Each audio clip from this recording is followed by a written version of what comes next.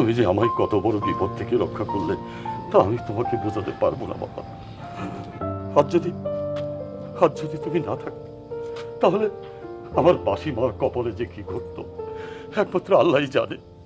আমি কি বলে যে তোমাকে দোয়া করব তাও বুঝতে পারছি না বাবা। চাচা যান, আমি কোনো দোয়া বা আশীর্বাদের জন্য কিছু করিনি, এটা আমি আমার দায়িত্ব থেকে করেছি। ওর সাহস কি করে হয় বাসির মতো একটা মেয়েকে এত জঘন্য প্রস্তাব দেয়? ও জানে না বাসি কোন বাড়ির মেয়ে? ও জানে না ওর মতো সুৎখোর মহাজন এখনো পর্যন্ত মির্জা বাড়ির সামনে জুতা পায়ে দিয়ে যেতে সাহস পায় না? ও জানে না বাসি মির্জা বাড়ির মেয়ে,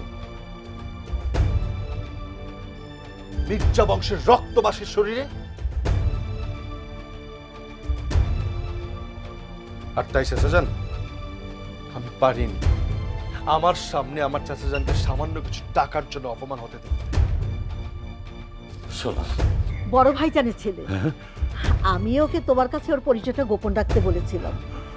তার কারণ হলো ও তোমার মতো গানকে ভালোবেসে মির্জা বাড়ি থেকে বের হয়ে এসেছে। আমি জানতাম এসব কথা জানার পর হয়তো তুমি ওকে ফিরে যেতে বাধ্য করবে, কিন্তু ও তো তোমার মতোই গান পাগল।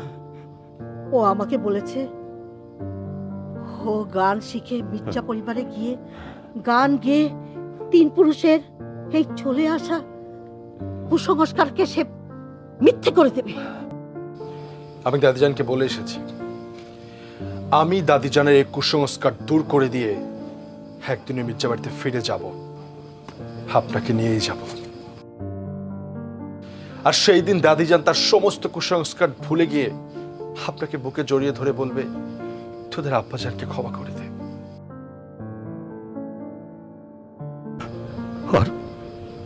আর কিছু বলবি শোনা? বলবো না চাচাজান, আপনার কাছে চাইবো। কি চাইবি?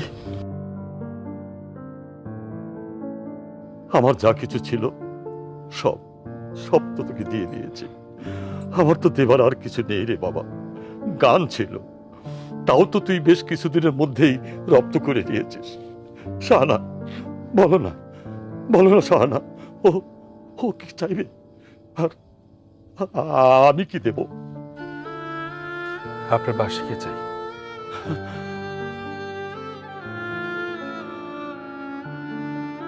বাসি?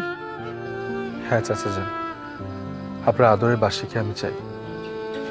দেবেন না চাচাজান? দেবেন না আমাকে?